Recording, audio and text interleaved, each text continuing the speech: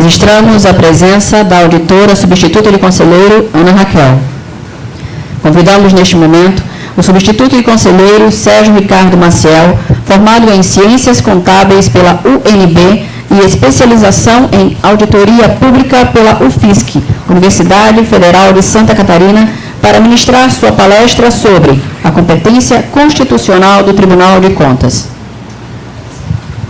Bom dia.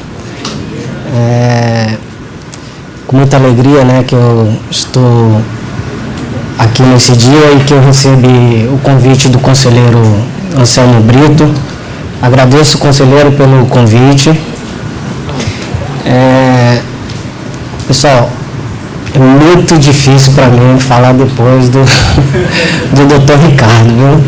Vocês não fazem ideia que, tanto é depois que eu falar, vocês não vão se esquecer da apresentação dele, pode ter certeza. E não só pelos notórios conhecimentos dele, mas também pelo tamanho, 2 metros de altura e essa voz aí imponente, Mas vamos lá, eu vou tentar mostrar para vocês um pouco sobre o controle externo, os tribunais de contas do Brasil e o que as disposições normativas que regulam esse sistema Tribunais de Contas do Brasil, o sistema de controle externo. Por favor, Márcio.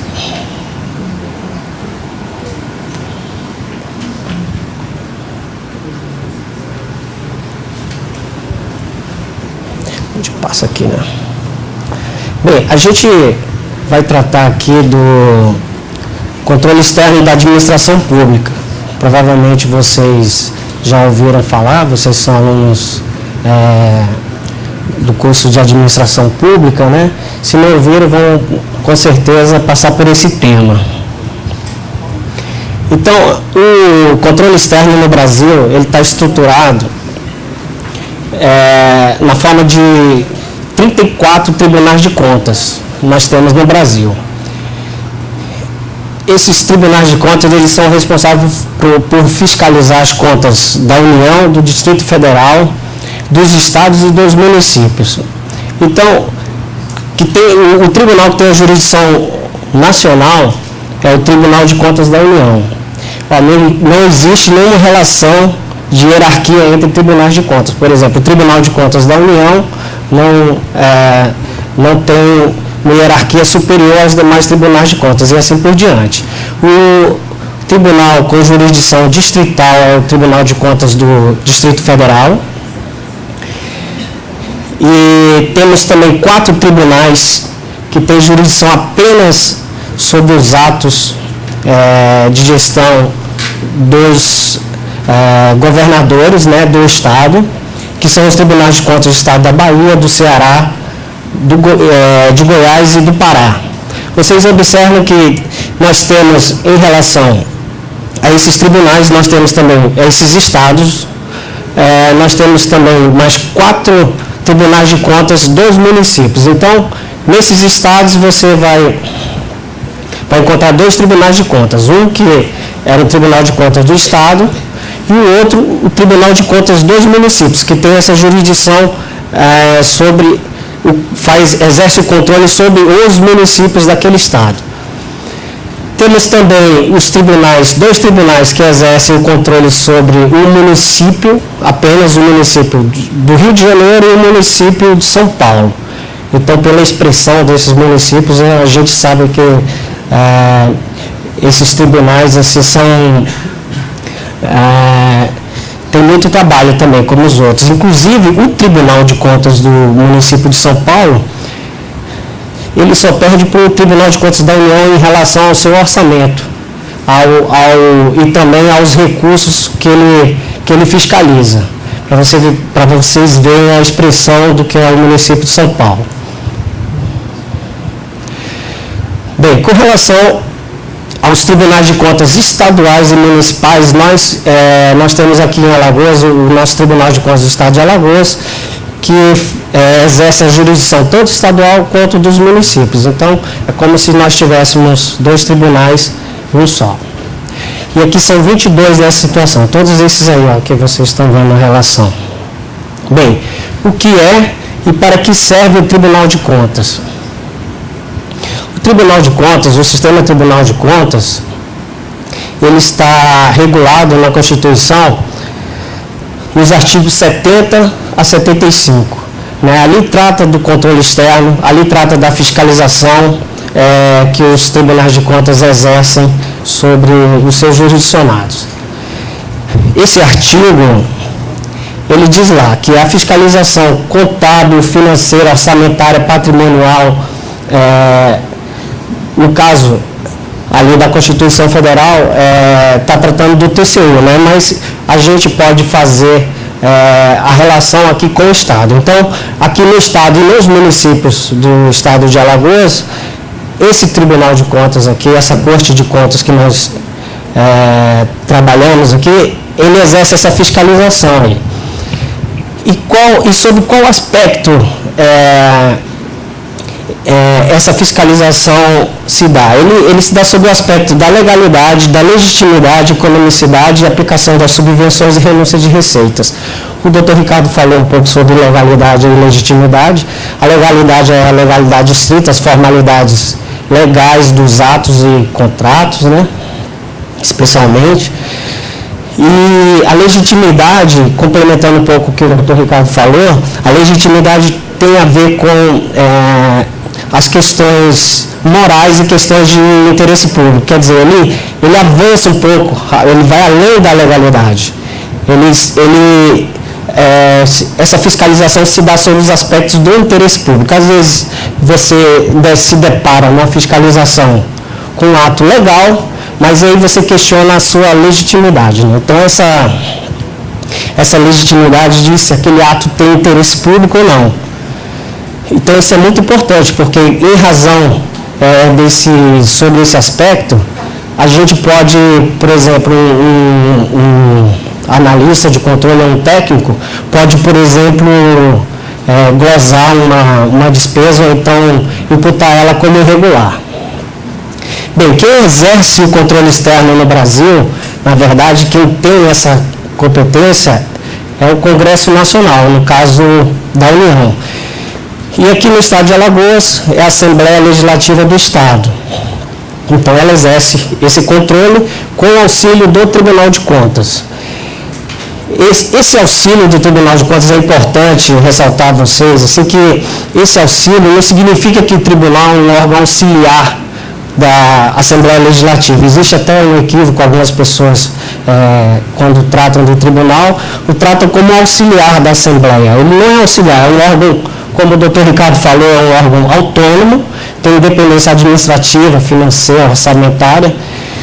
Então não tem nenhuma dependência com relação ao Poder Legislativo. E também não é poder, né? Não é poder executivo, não é poder legislativo, não é judiciário. Embora a Constituição, quando trata do Tribunal de Contas, ela sempre faz uma comparação com o Poder Judiciário, né? Inclusive, especialmente em relação aos seus conselheiros, que ele trata como magistrados, né? Vamos lá. Larissa, por favor, você me avisa quando estiver faltando cerca de 5 minutos, para ver se... Senão eu vou dar uma acelerada aqui. Pelo jeito aí a gente... Bem, quem deve prestar contas, né? Vocês, como futuros administradores públicos, talvez, aí, vocês possam ser, como o doutor Ricardo falou, sujeitos à fiscalização do tribunal. Então, qualquer pessoa física, jurídica, pública ou privada, que utilize, basta utilizar recurso público, basta arrecadar uma função dessa não exclui a outra. Então, desde que utilize, arrecade, guarde, gerencie, administre dinheiros, bens e valores públicos. Então, a entidade lá de uma ONG, né, recebeu recursos públicos, pronto, ela já no caixa já fica sujeita à fiscalização do tribunal. Então, se uma creche particular, por exemplo, recebeu uma subvenção do Estado ou do município, ela já fica sujeita à fiscalização do tribunal. Aí está, qualquer pessoa física ou jurídica, pública ou privada, Então, desde que arrecade, guarde, gerencie, ela se sujeita à fiscalização do tribunal. Bem, as competências do tribunal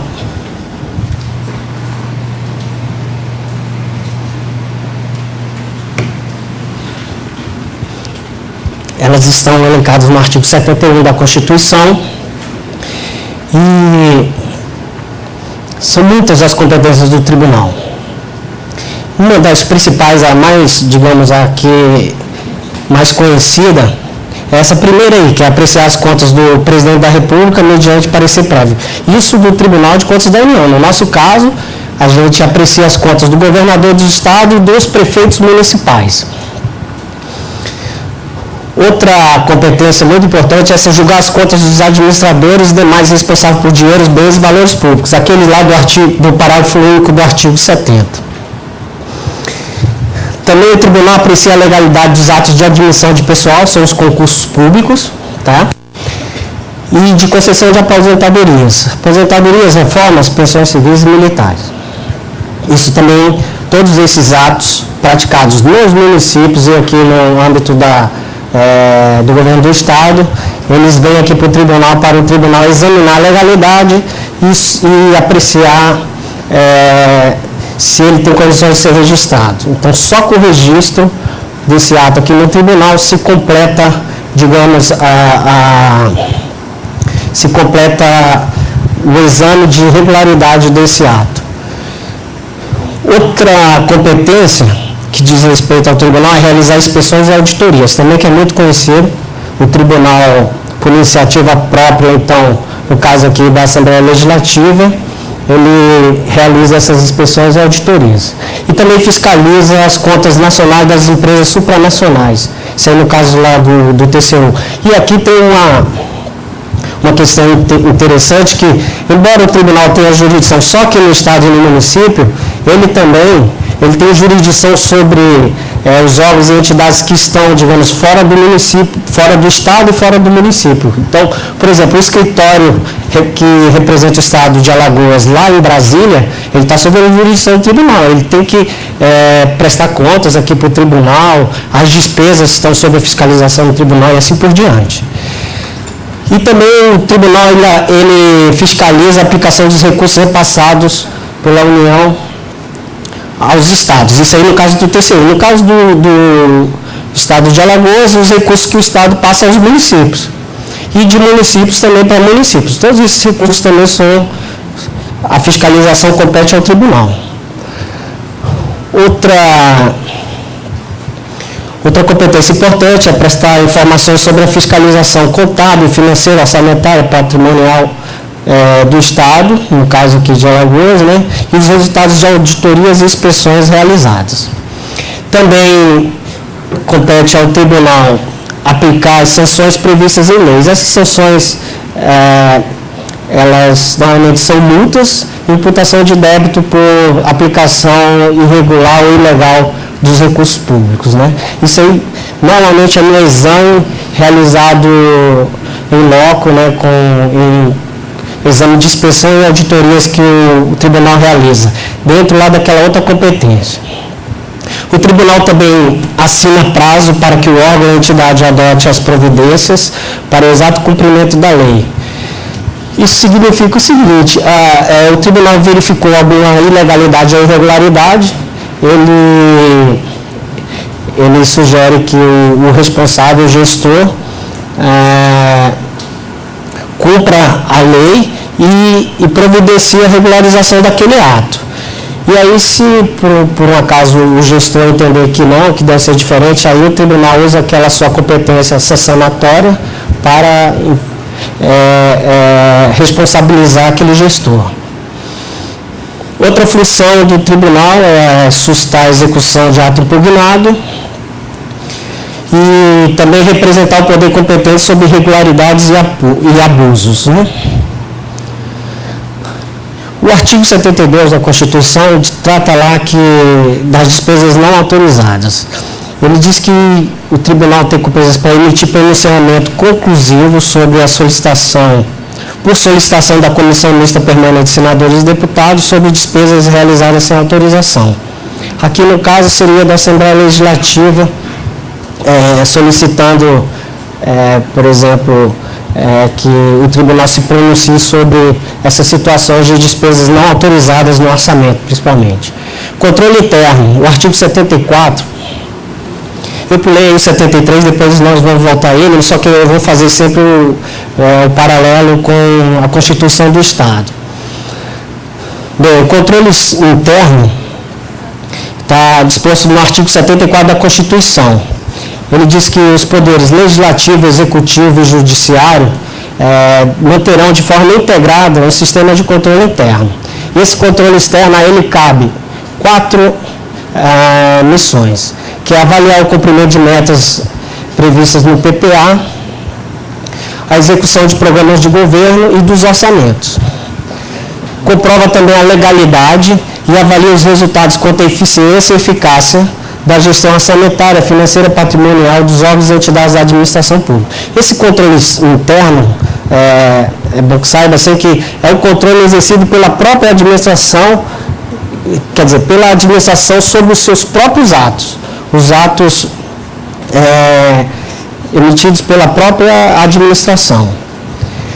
Então, ele também, esse controle interno, ele exerce o controle das operações de créditos, avais e garantias, bem como dos direitos e haveres, no caso aqui do Estado de Alagoas.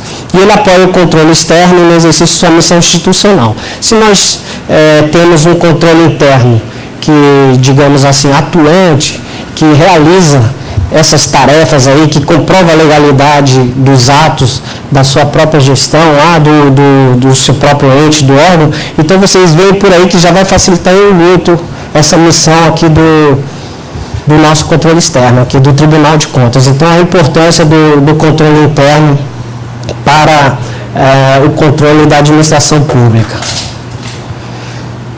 Bem, o 74, parágrafo 2º da Constituição Federal, ele trata das denúncias. Então, qualquer cidadão, partido político, associação ou sindicato pode denunciar ao tribunal irregularidades e ilegalidades na aplicação de recursos.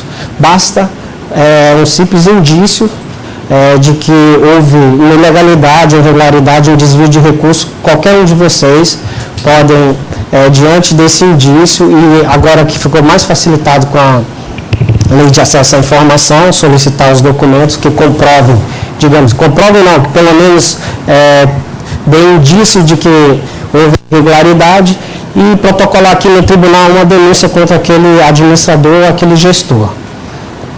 Então, isso é uma garantia constitucional que está prevista lá no artigo 74, parágrafo 2º.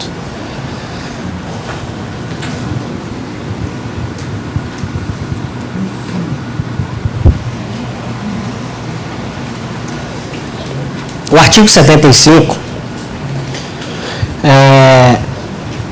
ele trata do princípio da simetria, quer dizer, as normas referentes ao controle externo dispostas nessa seção, elas se aplicam no que couber a organização, composição e fiscalização dos tribunais de contas dos estados, do Distrito Federal e dos municípios. Então, é muito semelhante o que o Tribunal de Contas, digamos aqui, dos estados, se organizam e a sua composição e o modo de fiscalizar com o do TCU. Então, os tribunais de contas praticamente têm uma ou outra peculiaridade, mas eles, em razão do disposto nesse artigo 75, eles seguem o modelo do TCU.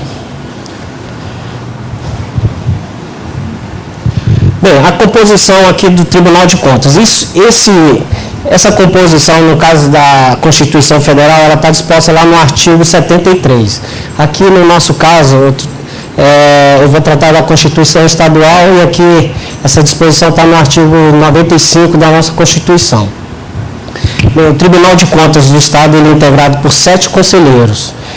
Esses conselheiros, eles possuem as mesmas garantias, impedimentos, vencimentos e vantagens dos desembargadores do Tribunal de Justiça. É o que eu falei anteriormente, a Constituição sempre faz esse paralelo entre o Tribunal de Contas e o Tribunal de Justiça, né, dos estados. O tribunal funciona também como um órgão colegiado, que se reúne em sessões plenárias de Câmara, aqui nesse espaço aqui que vocês se encontram. Aqui se sentam os conselheiros, 3 conselheiros de cada lado, o presidente no centro, e o representante do Ministério Público ao lado direito e ao lado esquerdo o diretor-geral do Tribunal de Contas.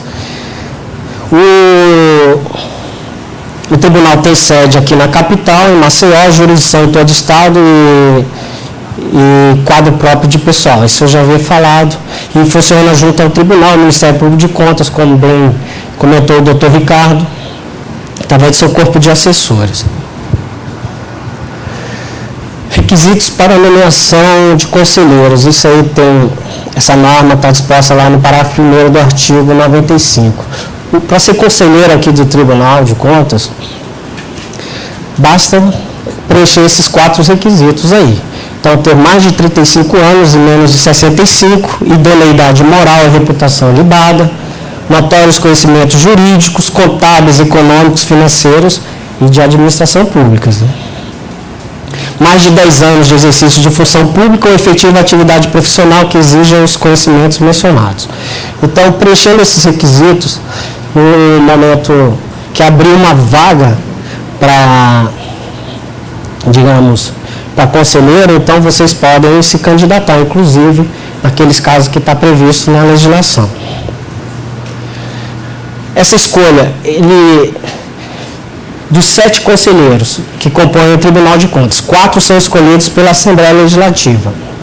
E aí é divulgado um edital, em que as pessoas interessadas se inscrevem e lá eles escolhem. E 3 são escolhidos pelo governador. Um deles, da escolha do governador, é de livre escolha. Ele escolhe qualquer um do povo que preencha aqueles 4 requisitos lá que a gente comentou antes.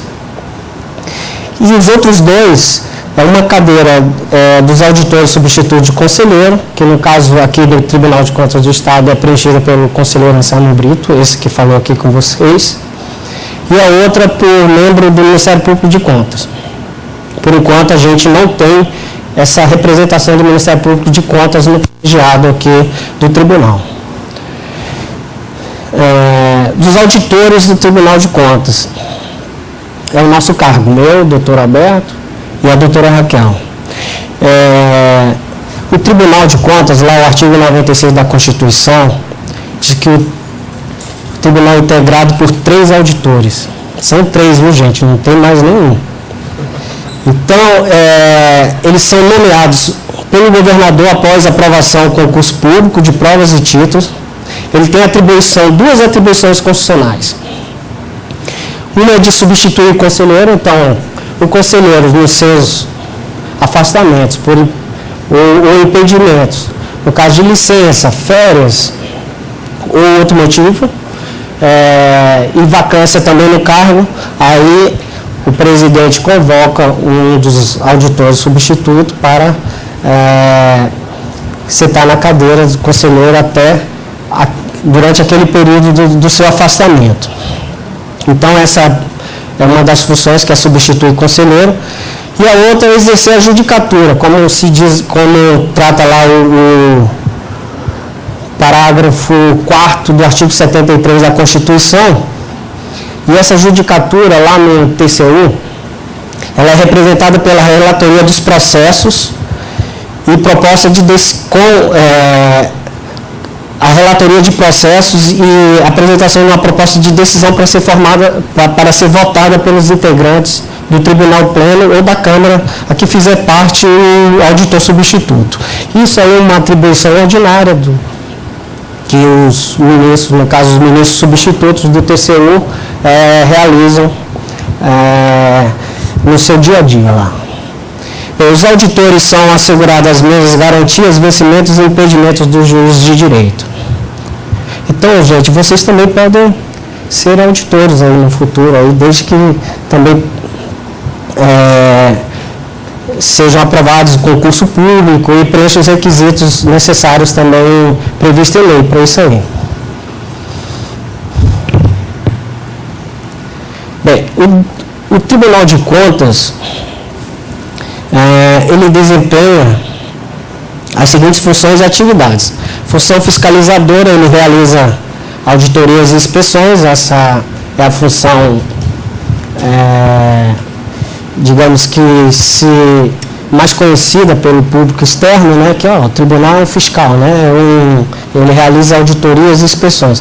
Mas também tem a função opinativa, de emitir parecer sobre as contas do governador e dos prefeitos. Alguns também tratam essa função como consultiva, porque o tribunal, como órgão técnico, ele é instado a se pronunciar sobre as contas daquele gestor, então é como se fosse uma consulta técnica, digamos. Então ele pode também estar inserido nessa terceira função ali, consultiva. Mas o tribunal, dentro dessa função consultiva, ele responde a consultas dos gestores. Também tudo isso está regrado na lei orgânica do Tribunal de Contas, que é a Lei 5.604 de 94. Tem a função informativa, que é divulgar na internet dados sobre a administração pública, e também ele informa a Assembleia Legislativa sobre as suas fiscalizações e inspeções. E a função judicante, que é julgar as contas dos administradores de recursos públicos estaduais e municipais.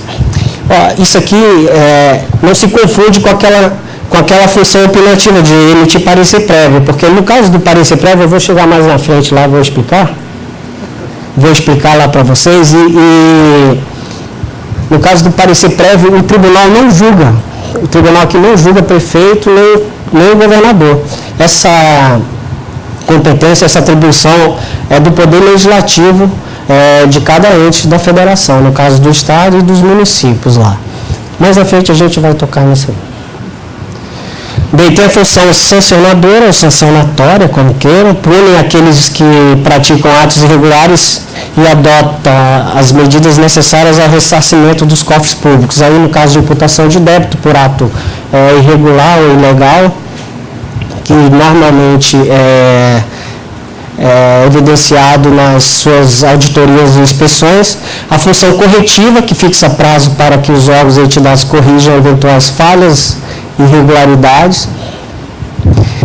E a função normativa, edita normas relativas às suas atribuições e competências, né? Isso aí o tribunal tem diversas resoluções que tratam do funcionamento do órgão, né, e da relação com seus jurisdicionados.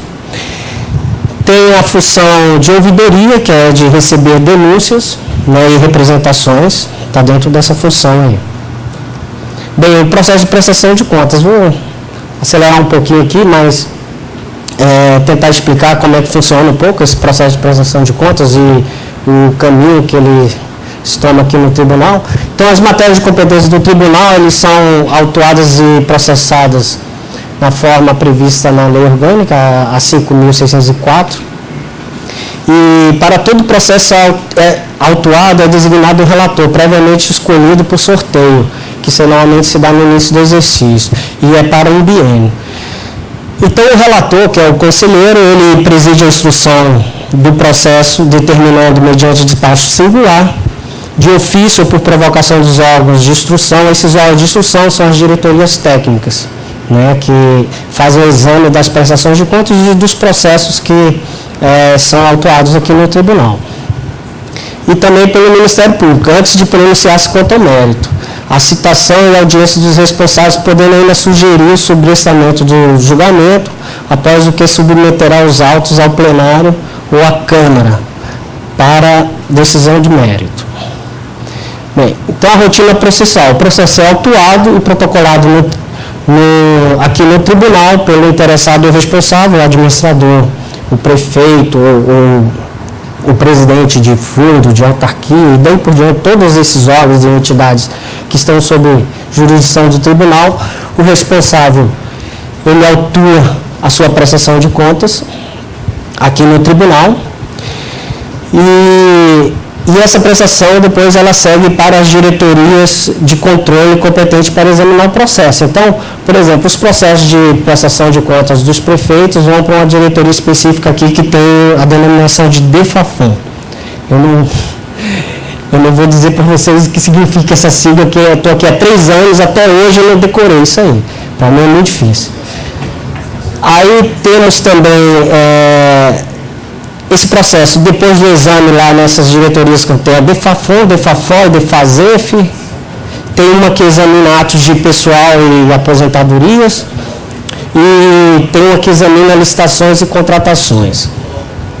Então, depois do exame, digamos, por esses órgãos aqui de controle, esse processo é encaminhado para o Ministério Público de Contas para se pronunciar, né? E aí, depois do parecer emitido pelo Ministério Público de Contas, esse processo vai para o gabinete do conselheiro relator, onde ele vai emitir seu relatório e voto sobre aquele ato lá, ou aquela prestação de contas. Depois ele traz aqui para o Tribunal Pleno, ou para a Câmara, para que seja apreciado pelos demais conselheiros e seja decidido sobre a matéria. Parecer prévio. O parecer prévio, aquilo que eu tinha comentado antes, ele é realizado sobre as contas apenas do governador e dos prefeitos municipais. E aí o julgamento se dá lá no caso no Poder Legislativo, nas câmaras municipais e, no caso do governador, aqui na Assembleia Legislativa. Nós tivemos aí foi até episódio de divulgação na imprensa aí, que a Assembleia Legislativa julgou as contas do governador do exercício, se eu não me engano, 2009 a 2013, sem parecer prévio do tribunal. Então, assim, vocês já veem de cara que isso aí não é essa forma que se deve fazer. Então, o tribunal, agora a partir com o conselheiro presidente, está providenciando, digamos assim, a regularização dessa situação. E aí o Tribunal de Contas, a partir do parecer prévio que vai ser encaminhado para a Assembleia, e a Assembleia pode se pronunciar sobre essas contas, aprovando ou rejeitando-as. Bem, para prestar essa submissão institucional, o Tribunal de Contas aqui, o TCE de Alagoas, ele utiliza a tecnologia de informação através do sistema informatizado denominado SICAP. Os seus jurisdicionados encaminham todas essas informações contábeis e de atos, licitações públicas, também por sistema informatizado, através de arquivos magnéticos, eletrônicos e daí por diante. E também encaminha por meio físico, né, por papel, que é essa que é protocolada aqui no protocolo do Tribunal de Contas. Os aspectos relevantes no exame dessa prestação de contas. Então, nessa prestação de contas, por exemplo, do prefeito, do governador, são diversos os exames, os pontos de controle, mas especialmente esses aqui, os principais. Nós fazemos uma avaliação dos resultados da gestão, e aí a gente se pronuncia sobre a sua adequação com relação à sua gestão orçamentária, patrimonial e financeira. A gente também se pronuncia sobre os limites constitucionais, se aquele gestor cumprir os limites constitucionais, que no caso da manutenção e desenvolvimento do ensino, que é o gasto com ensino, está disposto lá no artigo 212 da Constituição, que no caso dos municípios e do Estado tem que, no caso dos municípios tem que utilizar pelo menos, quer dizer, no mínimo 25% dos recursos de impostos e transferência de impostos com a manutenção e desenvolvimento do ensino, que são programas do ensino fundamental. E também 15% com ações e serviços públicos de saúde. Então, de toda a arrecadação de impostos e o que vem também da União de transferência de impostos, no caso do Estado, e nos casos dos municípios, o que eles recebem de receitas de transferências dos Estados e da União, desse montante, 25%, obrigatoriamente tem que ser aplicado nessas funções de governo, que é o ensino e a saúde. E isso aí a gente verifica, a gente faz o cálculo, tem um método de calcular isso aí, e a gente apresenta, isso aí vai compor esse parecer prévio.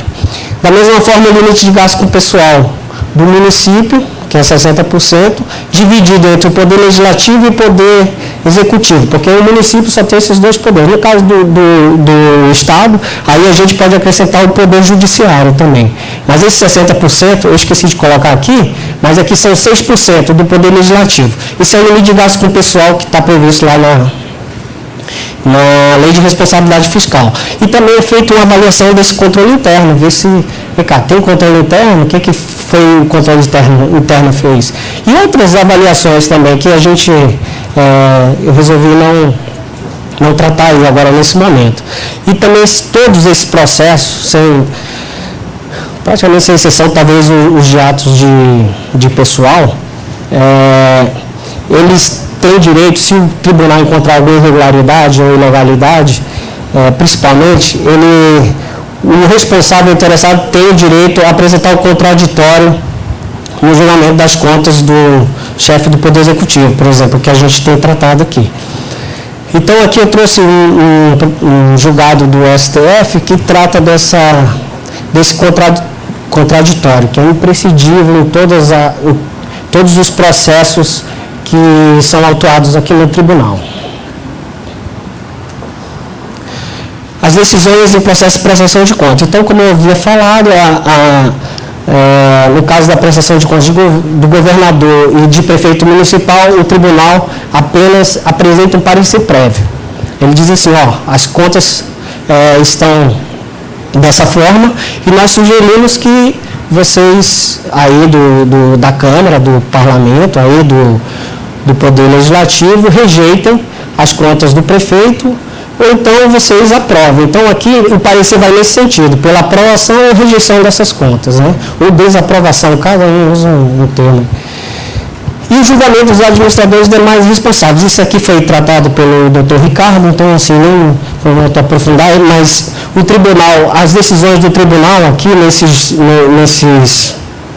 processos, o tribunal, ele julga, que é julgamento, tá? Aqui não é parecer, aqui o tribunal diz, você aplicou o dinheiro de forma irregular, ou então de forma regular, e assim por diante. Aí tem todo um exame disso aí, e antes passa por aquele contraditório lá que vocês viram. Então, nesse julgamento, o tribunal julga as contas regulares, quando expressa a exatidão dos demonstrativos contábeis, a legalidade, legitimidade e economicidade dos atos de gestão do responsável, e julga também regulares com ressalva, quando essas impropriedades são de natureza formal e que não resulte dano ao erário. E também ele julga irregulares, quando comprovado qualquer uma dessas ocorrências. Isso aqui está estabelecido no artigo 119 do regimento interno aqui do Tribunal de Contas. Então, no caso de grave infração à norma legal regulamentar, no caso de justificado dano ao erário e de desfalque, desvio de dinheiros, essas contas obrigatoriamente. Aí não tem como, digamos, o conselheiro, diante desses fatos, ele propor ou entender um julgamento para uma conta regular com ressalva, ou então até mesmo irregular. Então, diante disso aqui, não tem outro caminho, é conta irregular. E aí tem todas as repercussões que o gestor, que tem as contas consideradas irregulares pelo tribunal, ficam sujeitos, né? Então era isso aí, obrigado, gente. Fica à disposição para alguma pergunta aí que vocês tiverem.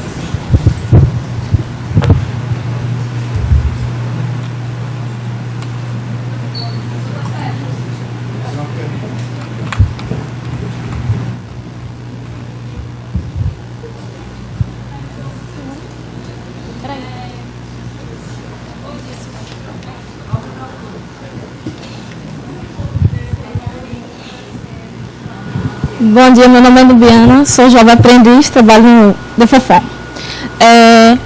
O Tribunal de Contas, ele fiscaliza todo e qualquer órgão público, não é isso? Isso. Porém, quem fiscaliza o Tribunal de Contas e como funciona essa fiscalização? Olha, tá vendo? É muito interessante sua pergunta.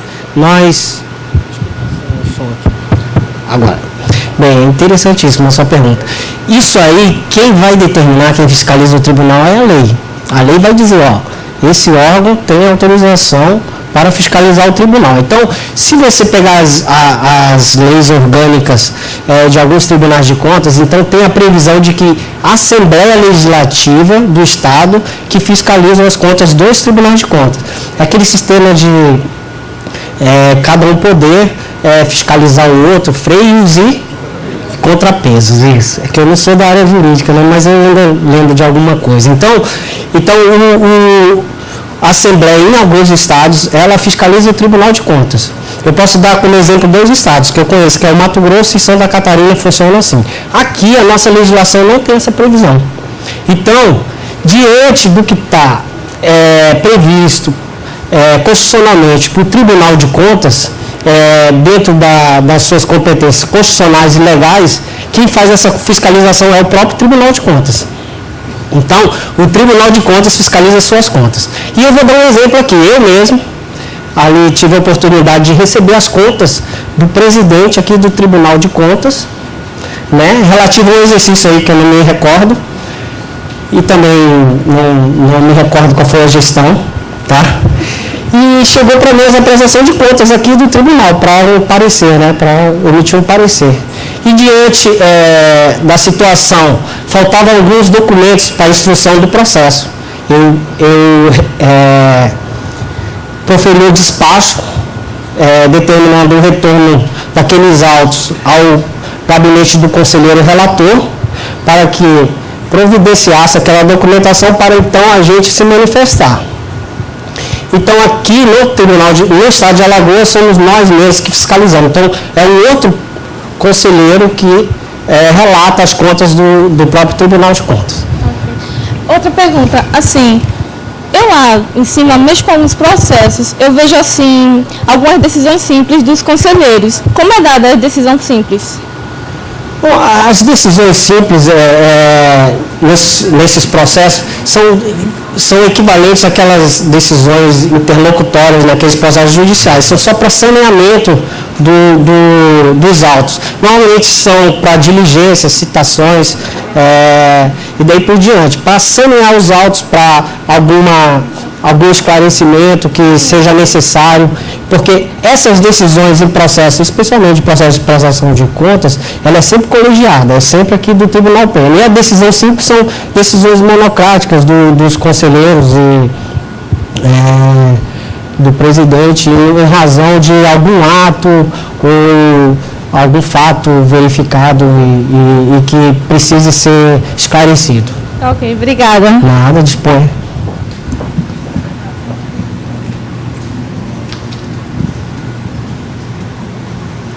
Mas ninguém, então, obrigado aí, pessoal. Fica à disposição aí.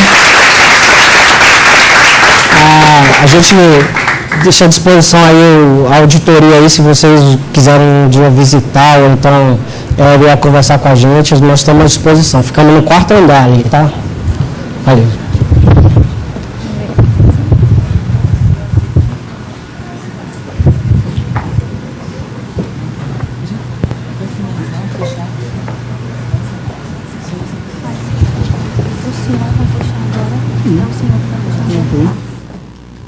Solicitamos aos presentes que não receberam o formulário de inscrição que aguardem neste plenário para realizar o seu preenchimento, bem como a assinatura da lista de frequência para a devida confecção dos certificados. Com a palavra, conselheiro Anselmo Brito. De volta, gente. Eu aqui mais uma vez queria agradecer a presença dos estudantes, da professora, professores, da professora. Quero dizer que o tribunal aqui ele está aberto, espero e vou fazer de tudo para que isso aqui tenha sido a semente.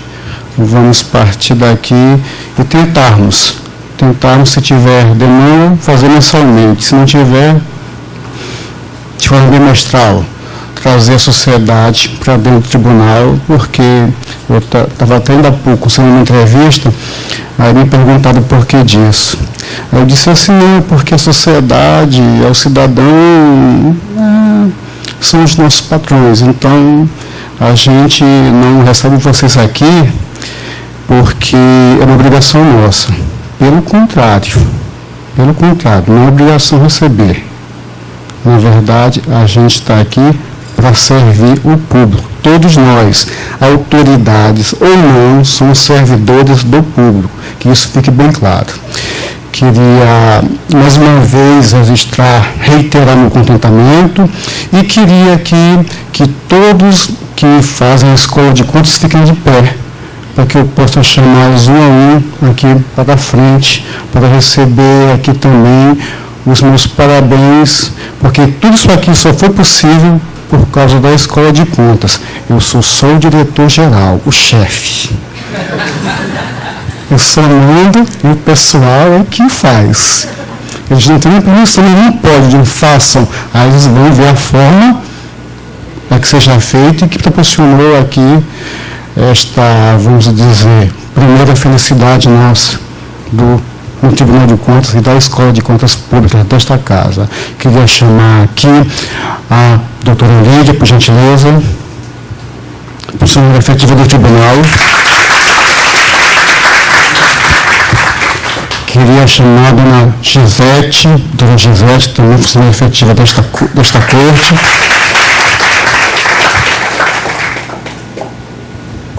Queria chamar a Daniela, que nos ajuda na escola. Queria chamar o nosso diretor adjunto, Dr. Wagner. O nosso assistente de diretoria, Dr. André. E uma de nossas assessoras de conselheiro, a doutora Luana. Queria parabenizá-los e, como a gente costuma dizer aqui no plano, não tendo... Oh, meu Deus do céu! Eu esqueci novamente, me desculpa. Dona Marisa, é que essa é a servidora também efetiva do tribunal, mas é a funcionária mais nova da nossa Escola de Contas. Dona Marisa. Peço inicialmente desculpas novamente pela minha memória. Apesar de ser novinho, até 28 anos, mas às vezes a memória é forte. E que eu estou nervoso também, tá? Então, eu queria parabenizá-los e que isso aqui só foi possível graças ao esforço de vocês. Vocês estão de parabéns e, como a gente costuma dizer aqui, não tendo mais ninguém que queira se manifestar, está encerrada esta visita técnica. Muito obrigado.